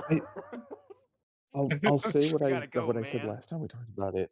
I wanted to love that movie, and I liked it. But it Yeah. just My there brother was- feels there the were same way. My things- brother feels the There same were way. things that I wasn't into in it. I don't know what, but it I just don't say I love it. I like it a lot, but I still think Yeah. that makes it probably my most liked Batman movie. Yeah, I would say that the parts of it that I liked, I really liked, and the parts that I don't like are kind of they're more Indifferent. distractions for me. Yeah, it's like, all right, I don't know if that really works. That doesn't. Well, like I don't like. I like Zoe Kravitz, but that whole Yeah. plot line is unnecessary in this movie. Yeah, I And like I said I- before, that movie was pushing against its PG-13 boundary so hard. yeah, Like Oh, just yeah. just make Ooh. it R. Just make it fucking R. Yeah. Like, Yeah, it- there's also I didn't want to take my sister to it because she's 12, and I was like, No, that's no, not I'm sorry, you're gonna. I was like, you're gonna have to wait. You're gonna have to wait a few years. She's like, I want to watch it. I was like, nah. I'm like, nah. No. hmm Well, especially the stuff with Selena's roommate, Yeah. and her I was like, mom, no. and like the whole. I mean, but at the same time, I really appreciated like how steady with the comics that was. Like they I did so agree many with- comic lore. Like the whole thing with Yeah. Selena is all like straight from the comics. Oh yeah, Yeah. it's Just like like it's awesome, but yeah. it's kind of superfluous to the plot. even- John Turturro. John Mhm. Turturro. I fucking was golden in that movie. Yeah. Yeah, It's a even shame. her It's a shame getting his that character's dead, scratch but yeah. in on Oh, Gal yeah, Gadot. yeah, I was like, if oh, yeah. if you notice, he actually does have the scratch already. She's tracing over where there is a scratch. I didn't even notice Oh. until like my fourth watch. I was like, oh, his face is already a little bit scratched up. because that statement shows how different we are in our current places in life. Your fourth watch of a 3+ hour movie. I've watched well, it. I saw this Yeah. movie twice in Lou, I've theaters, watched that and movie then I 9 watched it with fucking my times. parents. Jesus Christ. But then I fall also, asleep Lou, to on it top of that, frequently. that's the thing that I do all the time. We're with different. movies that I I've like. seen. Yeah, You want to know what movie I have seen 9 times at this point? yeah. Finding Dory. Encanto. Finding Nemo. Oh Encanto. yeah, that's a good one. You know That's what, a good Lou? one. That's a good ass movie, though. That's a So fucking. that is our go-to. That's what the young lady likes. She loves Bruno. We listen to Bruno in the morning, and we listen to some. What is the other music goes? I can't remember. I can't say that I feel sorry for you. I mean, and this is just how it is, Lou. I mean, his movies are way better than they've ever been. Oh yeah, like I made my mother watch The Lion King 100 times. It's not a bad movie. It's a goddamn good. Lion King's a good movie. No, it's a good movie. I'm just saying, like, Great movie. after a certain amount of times, your brain's gonna turn into mush. So, yeah. I just try to look for things now, like that I haven't noticed before in the Right. movie. It's better Well, when your kids watch YouTube. Just like stupid and songs over and over But again. wait, I need them to see the videos of how Elsa got Spider-Man pregnant. What the yeah, fuck? exactly. But I wasn't Lou, talking about the those good thing videos. about- Jesus. The good thing about Pixar and Disney Animated Studios is they're really good about like a ton of Easter eggs in every single frame of their movies. So it's it's a good plan to like look for Yeah, new because they stuff. always put stuff from other movies in there, and I'm trying to find them. Oh yeah, and just references. Like they're every single one of them is littered with 100 I references. can't remember. I went to like a TikTok hole, and like someone was like, "All right, we're gonna watch all the 2 Monsters Inc. and Monsters University and try to see how many of the doors relate to other movies." And they found both doors from Toy Story for Sid and the main one, and I can't remember. It's like several other kids in the other Pixar movies. Like they're all in there. which is fucking crazy. Monsters Inc. probably has like the best ending for a movie. Like where he just opens the door and it's just that movie got me. I was like, it's the movie where like I want an answer to what happens after he opens the door, but I also don't want it. You don't need it, that's right? It's yeah. love. Right. Like, That's like asking for the answer to Inception. Like it's the ending is the ending is the ending. Inception, fucking cat cop, fucking Monsters Inc. ending with that. I don't care. The Monsters Inc. one is so good because like the door gets built and he opens it and he looks. Oh, I know. And he looks a little disappointed and he hears Kitty and he looks up and he smiles and the movie just cuts to black. Yeah, fuck, that's perfect. Every video of like a soldier coming home and the dog greeting them. That's the ending of that movie. Yeah. In this case, the soldier is a monster and the dog is a child. Alternatively, it's actually because he died. I'm gonna get high right now and watch it. Oh he no! Died during the chase scene in the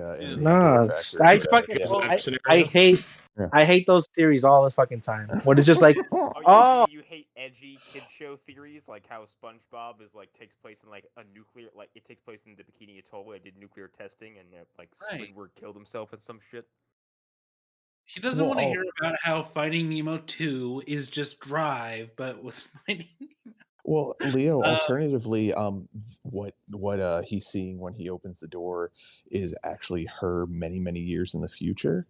And it's because it took them so long to put the door together, and she's now become a cam girl.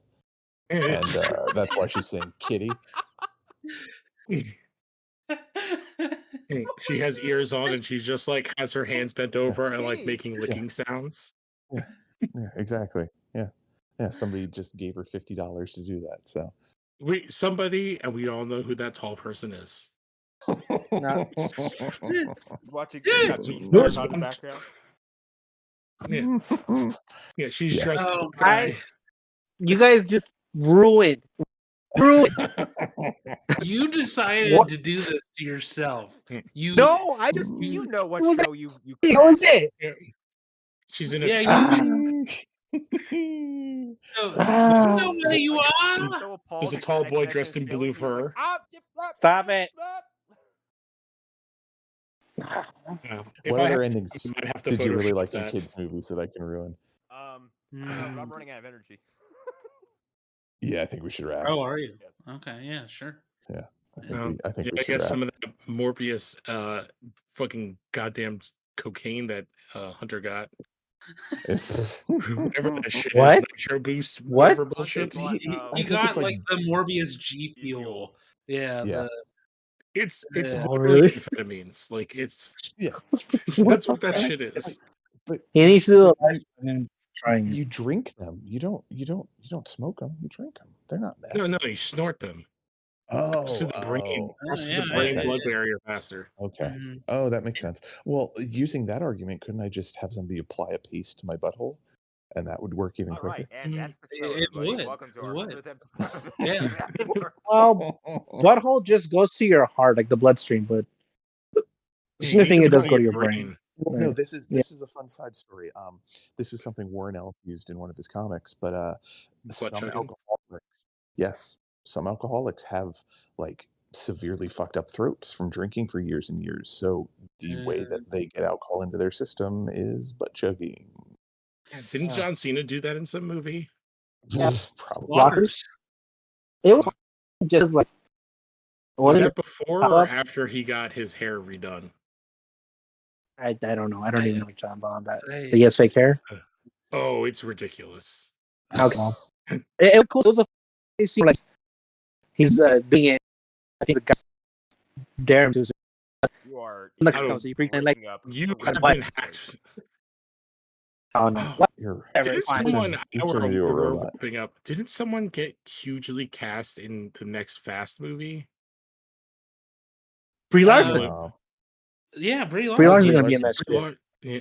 Yep. Is it so? Wait. Oh, well, it's gonna be bad. Brie Larson. Brie Larson. Connor's Bay from Suicide Squad 2. Well, Brie Larson's going to leave the movie after one film because she doesn't get along with the other actors. Is it exactly. What's a new family member to the Dom family?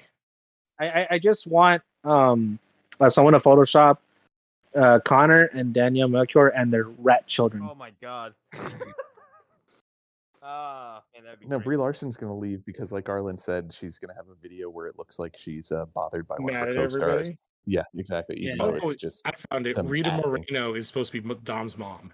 That's what I remember. Oh, By the way, my next so rat is good. The gonna guy be, my who's next rat is going to be Sebastian and Professor Zoom. I haven't decided yet, but I also have to get a job first. So. I would like them to decide what ethnicity Dom is, because I'm serious, they don't know. What is he? Well, because in real life, Vin Diesel, well, his real name, whatever his name is, Mark Sinclair, some shit like that. Yeah, he's like, his mom is white. He's like, oh, my father, he's a mix of races. At least that's what my mom tells me. But I definitely identify as a person of color. And I'm like, nah, dog. Like, I like you, and you're part of the familia. You're invited to the cookout sometimes. But you mean like Ariana Grande? Okay, recognizes as a different.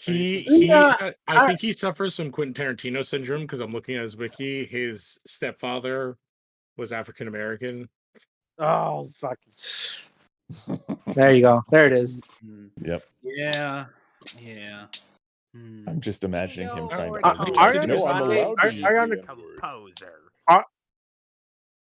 Ariana Grande is just like every other white girl who like embraces black culture when just like. So I'm not that mad at her or like whatever. One, because I'm not black. But like it's like yeah, that's what white girls do. You know, her, Hannah Montana. I forget. That was Millie Bobby Brown a little bit maybe right now. She's 18 or 20 whatever. Yeah. I saw her Hot Ones and her lips there. Adele. She's also got Drake breathing down the back of her neck the whole time. So he's Canadian. He should just be deported. Drake is the other foot in the sand. All I can think of, like, whenever I hear that stuff is fucking Hilaria Baldwin. It's like the best version. Well, how do you say celery? Yeah, she's real happy that nobody's talking about that anymore because her husband killed somebody.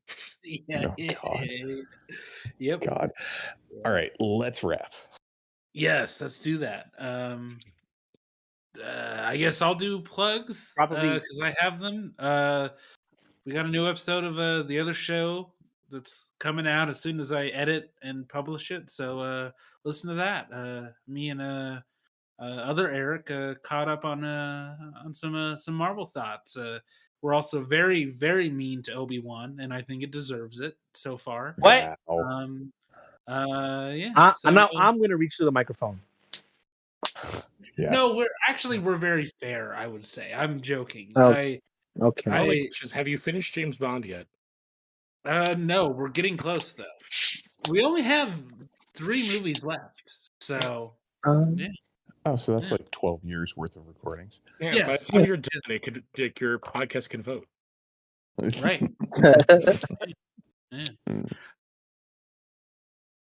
All right, who wants to go next? I ain't got shit to plug. Or are you done? I don't think any of us have anything to plug, really. Lou? Nothing. Go out and register to vote. If you're actually a human being that's actually listening to this and you live in any country, register to vote. I don't care what party you are. Do that. Go fucking vote. Yeah. Oh, you mean like all the people in Pennsylvania who get to choose between Fetterman or Mehmet Oz? The guy that wants those. I thought you were talking about the governor, where the one guy wants to have religion taught in schools, public schools. Oh yeah, that asshole. I can't remember his name right now. Yeah. But no, a guy who doesn't even live in Pennsylvania, has never lived in Pennsylvania, is somehow running to be the governor of Pennsylvania. Oh, Christ. Oh. Well, both people for the Congress, neither of them live in Pennsylvania. One lives in New Jersey, one lives in New York. Awesome. What was it? Oz and the other guy, the other Republican. Neither. Yeah, that's what I'm talking about. Yeah, that's no, but he'd be going up against Fetterman. Fetterman is the Senate choice for the Democrats, and Oz was the Republican. Oh my God.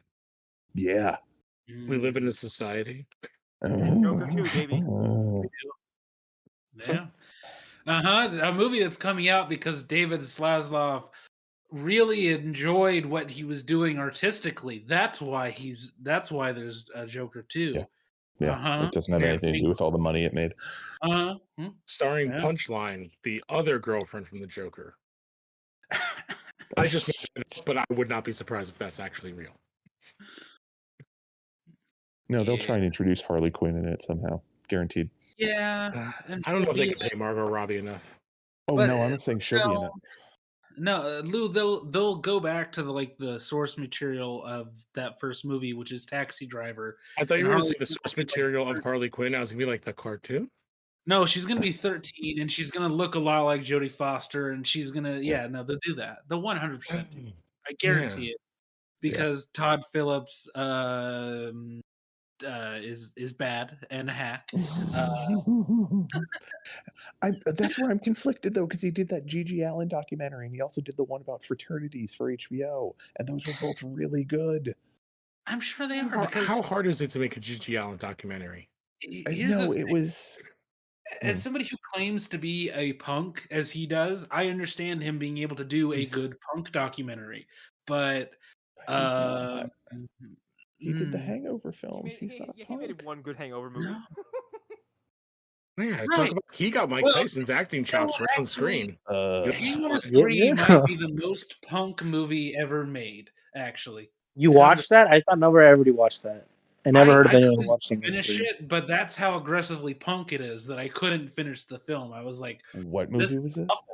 Hangover 3. It's like the most like fuck you movie I've one of the most fuck you movies I've ever seen. Where it's like, okay, nobody enjoyed their time on this movie because what a shock.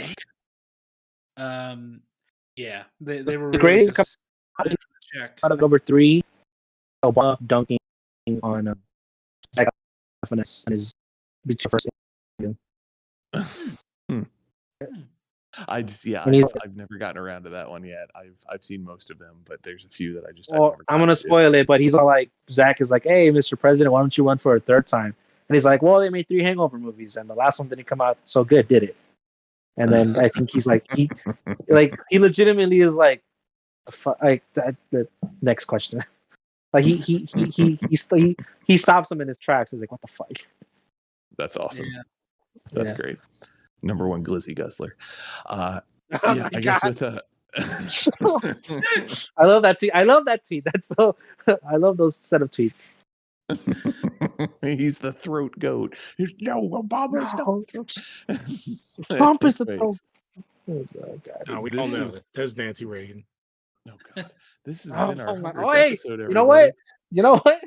Hey, power to women, whatever it is. We ain't no shaming.